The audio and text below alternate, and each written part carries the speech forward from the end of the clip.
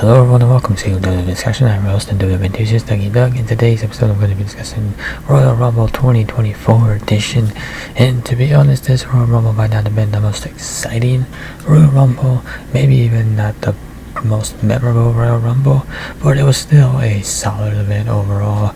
If I had to grade it, I would say it was meh, but it's still a fine way to spend a Saturday night. And with that, we'll go and get right into the action, starting with Jade Cargill versus Bianca Belair. So, since the Royal Rumble match itself only had 4 cards and the Rumble matches took over an hour, figure we just pull some takeaways from the internet and kind of discuss those. So, Jade Cargill versus Bianca Belair. We got a preview of what this match would look like in the Royal Rumble, which is the nice thing about the Royal Rumble match itself. You get to see matchups between superstars. You get like little previews to see how certain things would look. We got then the men's Royal Rumble match with Jey Uso and Jey Uso kicking off the Rumble. And this dream, now the question isn't whether or not this is a dream match, but the question is, will this dream match happen at WrestleMania 40? And given the fact that Rhea Ripley will likely be defending her title against Becky Lynch, and Bayley or Io Sky will likely be defending her title against Bayley, that leaves Bianca Belair scheduled for WrestleMania Open, and Jade Cargill would be a good opponent to fill that. So Jade Cargill made her much anticipated debut during the Women's Royal Rumble. It wasted no time establishing herself as a star, almost eliminated Nia Jax, who was having a dominant performance in the Royal Rumble. She eventually would eliminate Nia Jax. If the red hot crowd response for her was not impressive enough, it somehow paled in comparison to the showdown about Belair in the Rumble. The Phenom and the EST stared each other down, and the result was electrified, with fans coming to defeat a dream match and they realized before being cut off prematurely by the other women in the match. That moment in time made something clear. This is a dream match for WrestleMania. Both women are physically gifted in ways few others on the roster are.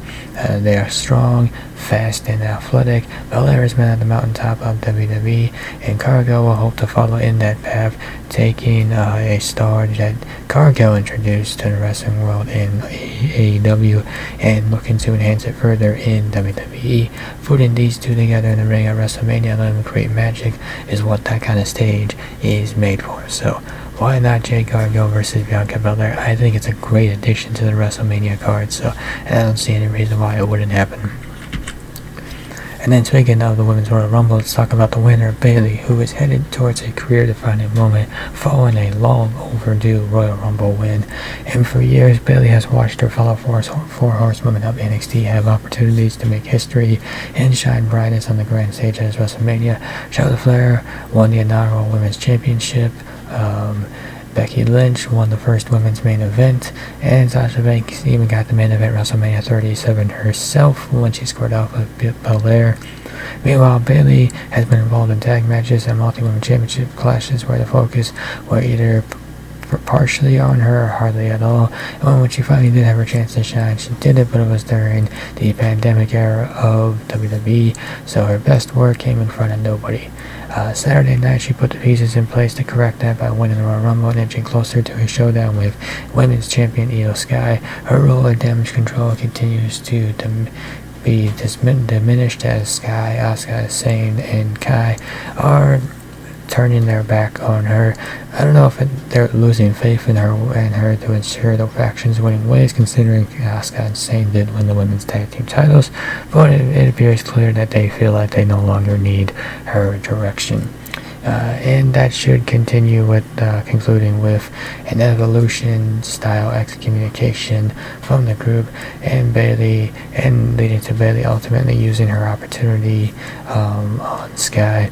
Now there'll probably be some twists and turns on the road there. You got a lot of time to kill between now and WrestleMania, so expect some matches. There are some teases of a match against Ripley in the coming weeks, but Bayley, when the time comes to punch her ticket and seize her opportunity, it will be against Sky. And perhaps, and this was surprising for me to find out that this is actually her very first singles match on the grand stage, which is unreal given the fact that she's been put in like practically a decade of work in WWE. The fact that she's never had that is crazy for me to think that it's never happened, because you would have thought it would have happened at least once. Now, if I am wrong, feel free to correct me down below.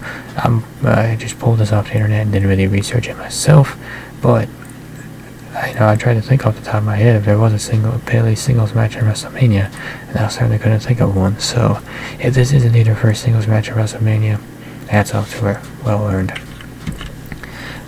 Cody Rhodes moving over to the men's Royal Rumble match. So Cody Rhodes has done it. He has won back-to-back Royal Rumbles.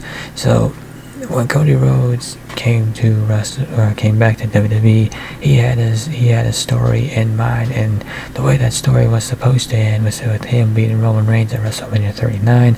Unfortunately, Rhodes did not beat Reigns at WrestleMania 39, so the story came to an end. Cody Rhodes came into 2024 talking about finishing the story, but really what he's talking about is taking the story from 2023 and doing it again in 2024, and this time getting the ending to it right with him ending Roman Reigns' epic run at WrestleMania. So that is the big question, because we all know he's choosing Roman Reigns. So will he end Roman Reigns' epic title run at WrestleMania 40? Honestly, if he doesn't, this was all just this is just a waste. I mean, that's a nice way to put it, I guess, but there's just no reason for him to lose. Now that you don't book him to win the Royal Rumble again, only to have him lose to Roman Reigns again. You just can't do it.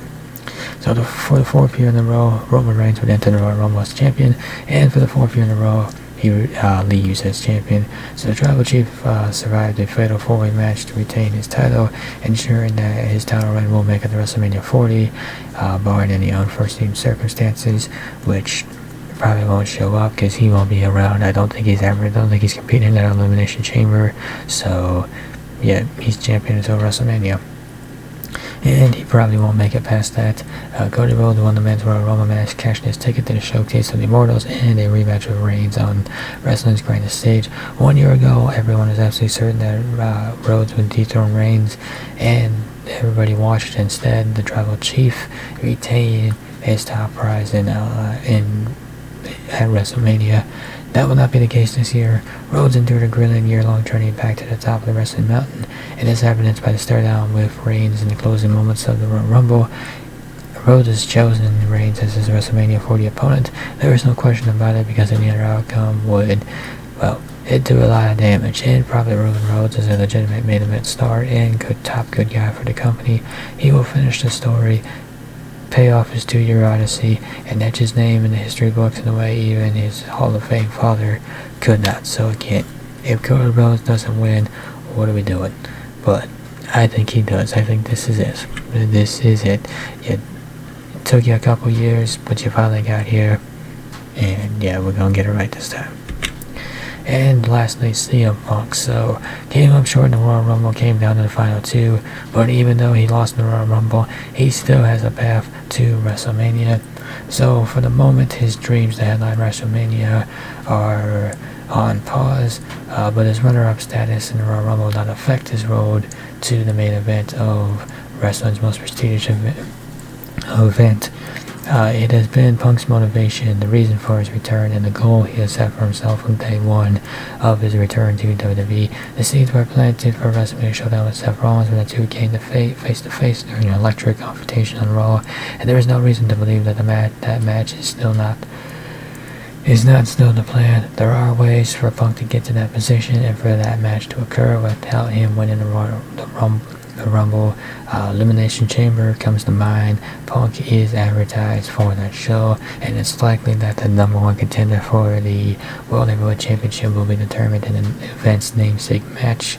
And there are a few better ways to boost the significance of that premium level event than by having CM Punk earn his title shot there. Punk is going to main event WrestleMania, likely on night one, and probably against Rollins. Just because that was not set in stone on Saturday does not affect his road to accomplishing that goal. So in conclusion, the 2024 Royal Rumble delivered some entertaining moments, but there wasn't a single outcome on the card that didn't feel obvious heading into the show. The women's Rumble match was the more unpredictable of the two. Bayley was always the favorite due to the story WWE had been crafting. Andrade and Naomi showing up was not that big a surprise. When it was first reported that they would appear, I think those two were believable compared to others. But having Jordan Grace make a surprise appearance and hear multiple references to TNA on a WWE premium live event was a great sign that perhaps the new regime may want to do things in a different way. Now, we did see this in the old regime of a TNA superstar coming to, or I guess back when it was called Impact, Mickey James made an appearance, but that was just a one-off thing. It didn't happen again. So maybe WWE and TNA have some sort of understanding and they can do more collaborations together in the future. I'd be all for that. Logan Paul and Kevin Owens did a great job with their title match. The way they booked the finish was pretty clever. Pat McAfee, great to see him back in commentary. He was electrifying as usual, and nothing was booked in a way that would create general confusion and nothing was booked in a way that was confusing. This won't go down as one of the best Rumble events, but it was a fine way to spend a Saturday night, like I said at the top. And with that, that will conclude this episode of WWE Discussion. If you enjoyed this episode, be sure to hit that like and subscribe button down below.